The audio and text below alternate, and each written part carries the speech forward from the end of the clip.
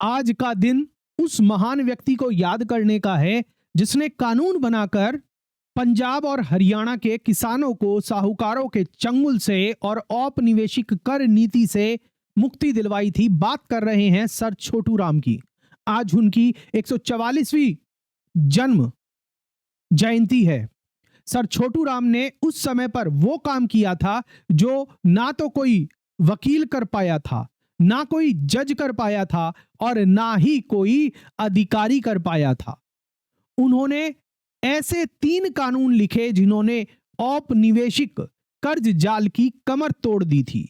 और वो कर्ज जाल जिसमें भारतीय किसान पीढ़ियों से फंसे हुए थे। दशकों तक पंजाब के गांवों में एक कहानी गूंजती थी, बार बार दोहराई जाती थी कि एक किसान ने थोड़ा सा कर्ज लिया, ब्याज बढ़ता गया, वो चुका नहीं पाया, साहूकार ने उसकी जमीन ले ली, फिर उसका घर ले लिया और फिर उसकी आजादी ले ली। और एक दिन रोहतक के एक छोटे से गांव का एक आदमी उठ खड़ा होता है और उसने कहा कि अब अन्याय खत्म होना चाहिए। वो आदमी था दीनबंधु छोटू राम, जिन्हें सर की उपाधि भी नवाजी गई थी। दीनबंधु का मतलब होता है गरीबों के मित्र, यही उनका नाम था। और आज के हम इस सेशन के अंदर समझने वाले हैं कैसे उनके 3 अत्यंत शक्तिशाली कानूनों ने पंजाब और वर्तमान हरियाणा की किस्मत बदल दी और क्यों हर कानून के विद्यार्थी, न्यायिक अभ्यर्थी और यूपीएससी छात्र को उनके बारे में जानना चाहिए।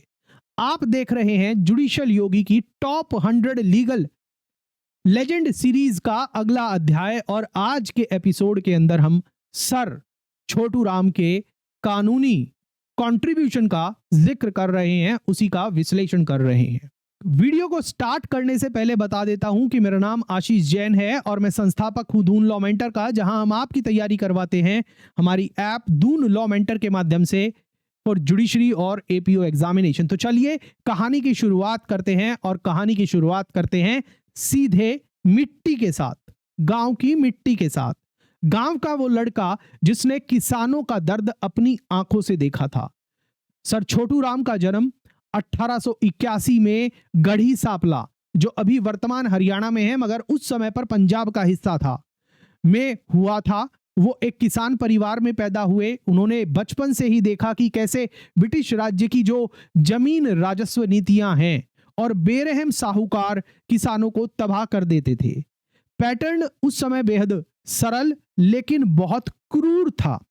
जमीन पर भारी लगान लगाया जाता था, फसलें असफल हो जाती थी, फेल कर जाती थी क्योंकि अकाल वगैरह पड़ता रहता था।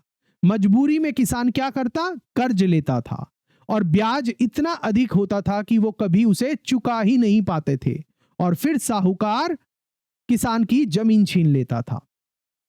किसान अपनी ही जमीन पर मजदूर बन जाता था। छोटू राम ने दिल्ली के सेंट स्टीफन कॉलेज से स्नातक की डिग्री हासिल की और आगरा कॉलेज से लॉ की पढ़ाई की, एलएलबी की पढ़ाई की।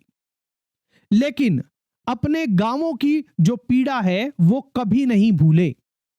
वो राजनीति में आए, कांग्रेस में रहे, फिर अलग हुए और फिर उन्होंने यूनियनिस्ट पार्टी के प्रमुख के रूप में पार्टी चलाई। एक ऐसी पार्टी जो पंजाब के हिंदू, मुस्लिम, सिख किसानों तीनों के हितों की आवाज बनी थी उस समय।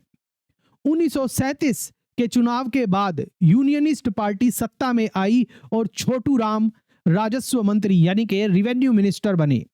यही वो क्षण था जहां से उनकी कानूनी लड़ाई शुरू होती है। उन्होंने कानून की जो किताबें हैं वो देखी और ये कहा कि अगर कानून किसान के खिलाफ इस्तेमाल हो रहा है तो मैं नए कानून लिखूंगा जो किसानों की रक्षा करेंगे। अब बात करते हैं औपनिवेशिक कर्ज फंदा, जिससे तोड़ना बहुत जरूरी था, जिसके बारे में छोटू राम ने सोचा कि हमें इसे तोड़ना ही चाहिए।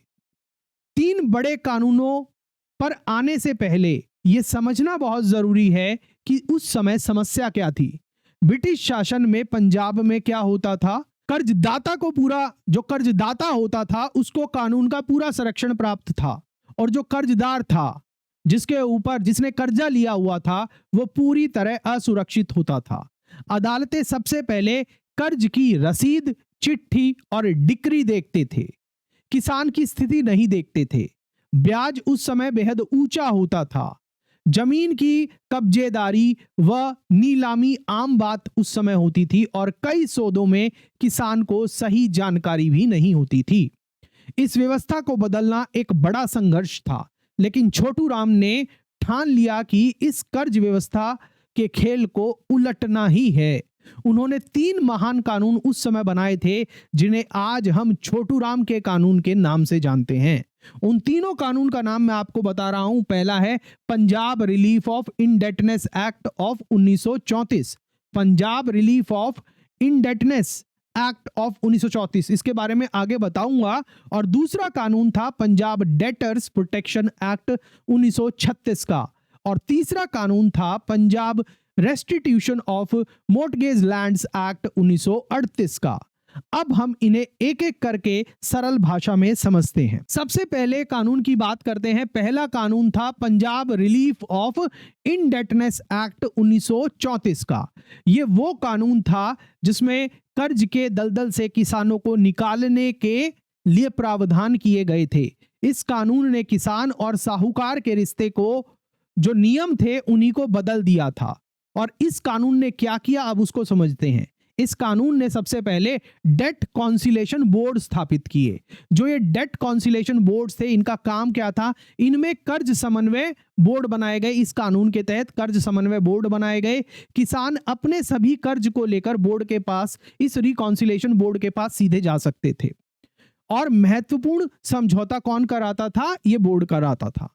दूसरा, ब्याज दरों पर भी लगाम लगाई। इस कानून ने बहुत ज्यादा ब्याज को कानूनों ने चुनौती देना शुरू किया और कई मामलों में ब्याज घटाया जा सकता था।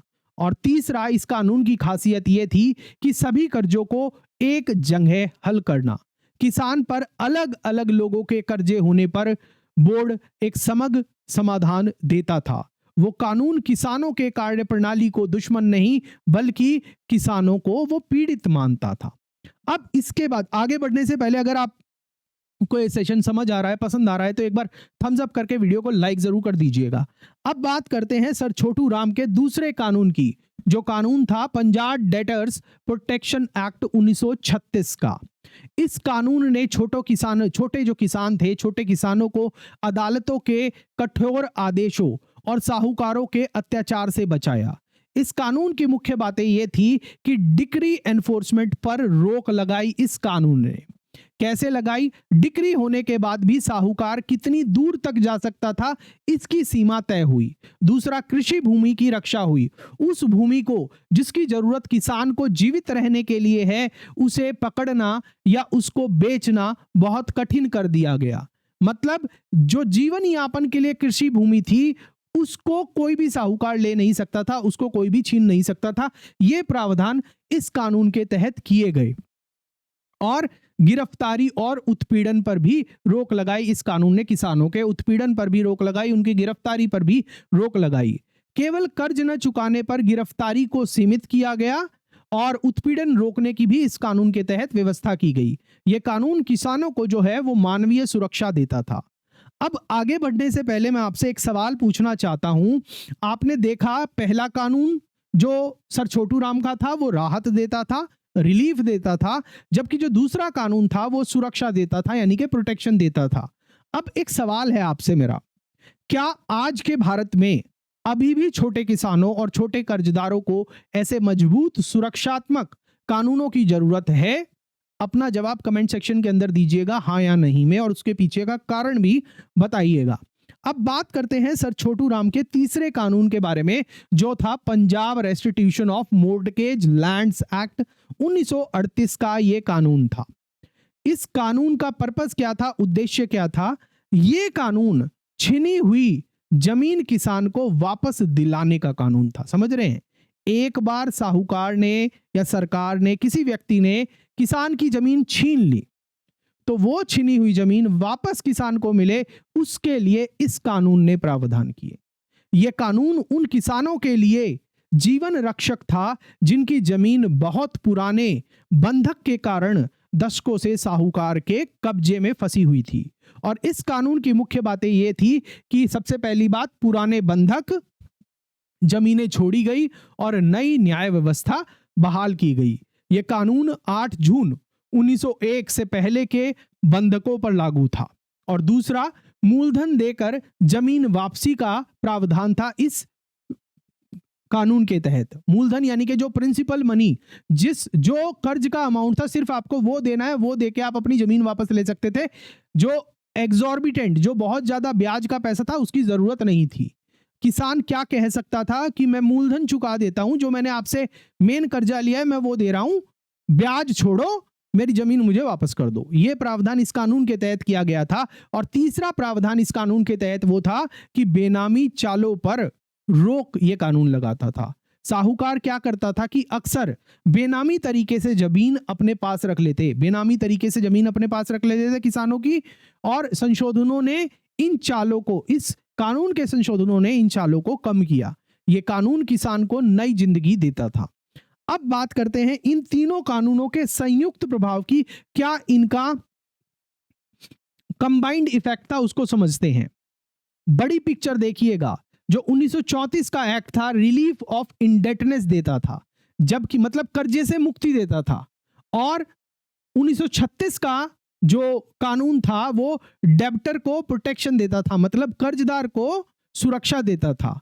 और 1938 का जो कानून था, रेस्टिट्यूशन ऑफ मोर्टगेज लैंड, जो जमीन गिरवी रखी गई थी वो जमीन उसे वापस दिलवा रहा था। तीनों मिलकर क्या कर रहे थे? तीनों मिलकर कर्ज का बोझ घटा रहे थे, अदालतों के दुरुपयोग पर रोक लगा रहे थे और बंधक जमीन भी किसानों की वापस दिला रहे थे। किसानों की कानूनी शक्ति किसानों को मिल रही थी। आज कई विद्वान ये मानते हैं, कई लीगल स्कॉलर ये मानते हैं कि अगर आज पंजाब और हरियाणा के किसानों के पास अपनी जमीन है, वो तो सिर्फ और सिर्फ सर छोटू राम की ही देन है। उनका जो जमीन आज के हरियाणा पंजाब के अंदर किसानों के पास जो जमीन होने का श्रेय जाता है, वो सर छोटू राम को ही जाता है। उन्होंने लड़ाई हथियारों से नहीं लड़ी थी। सर छोटू राम ने जो लड़ाई है वो हथियारों से नहीं लड़ी थी, बल्कि धाराओं, उपधाराओं और कानूनों से लड़ी थी। आज के कानून के छात्रों के लिए सर छोटू राम की जीवनी से बहुत सारे हमें संदेश मिलते हैं, लेसन्स मिलते हैं।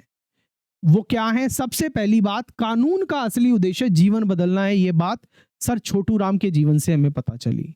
कानून का उद्देश्य क्या है? जीवन बदलना होना चाहिए।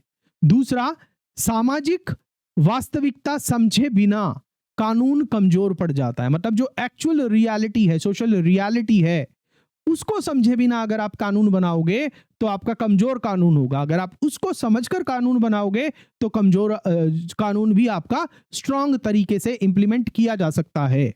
और तीसरा, कमजोर की आवाज जो है वो कानून से मजबूत होती है। जो वीक है, डिप्रेस्ड है, सोसाइटी का दबा कुचला वर्ग है, अगर आप उसके लिए कानून के प्रावधान बना दो तो वो अपनी आवाज मुखरता से रखते हैं।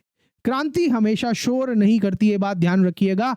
कभी कभी कानून चुपचाप देश भी बदल देता है। ये बात भी सर छोटू राम जी के जीवन से हमें मिलती है।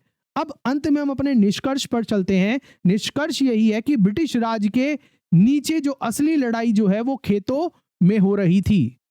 कर्ज, जमीन और सम्मान की लड़ाई। इस लड़ाई में सर छोटू राम का रोल सिर्फ एक नेता के रूप में नहीं था, बल्कि वे उस समय कानून निर्माता के रूप में काम कर रहे थे, कानूनी रणनीतिकार के रूप में काम कर रहे थे और किसानों के रक्षक के रूप में काम कर रहे थे। उनके 3 कानूनों से अत्याचार कम हुआ, न्याय को आसान किया गया और तीसरा, गरीबों को ताकत मिली। इसलिए ही उन्हें दीनबंधु कहा गया, गरीबों के मित्र और भारत के सच्चे कानूनी दिग्गजों में से एक उन्हें माना जाता है। इसी के साथ जो हमारा ये आज का जो सेशन है, जो हमारी सीरीज चली हुई है top 100 legal legends of India का जो 7वां अध्याय है वो पूरा होता है। अंत में आपसे एक सवाल है मेरा, अगर आपको आज भारत के किसी भी कमजोर वर्ग के लिए एक नया कानून लिखने का मौका मिलेगा तो आप किस वर्ग को कानून देंगे और किस वर्ग के हितों को ध्यान में रखते हुए आप कानून बनाएंगे और उन्हें किस तरह की सुरक्षा प्रदान करेंगे। कमेंट सेक्शन के अंदर आप अपनी प्रतिक्रिया जरूर दीजिएगा और अगर आपको ये सेशन पसंद आया हो तो वीडियो को लाइक करिएगा, शेयर करिएगा, सब्सक्राइब करिएगा। और अगर आप न्यायिक सेवा परीक्षाओं और सहायक अभियोजन अधिकारी परीक्षाओं की तैयारी कर रहे हैं तो आप हमारी ऐप धून लॉ मेंटर के माध्यम से हमारे कोर्सेज में एनरोल कर सकते हैं। हिंदी और इंग्लिश मीडियम के सेपरेट कोर्सेज चल रहे हैं, आप उसमें एनरोल कर सकते हैं। अपनी फीडबैक कमेंट सेक्शन के अंदर जरूर दीजिएगा। मिलता हूं मैं आपसे अगले सेशन के अंदर। जय हिंद।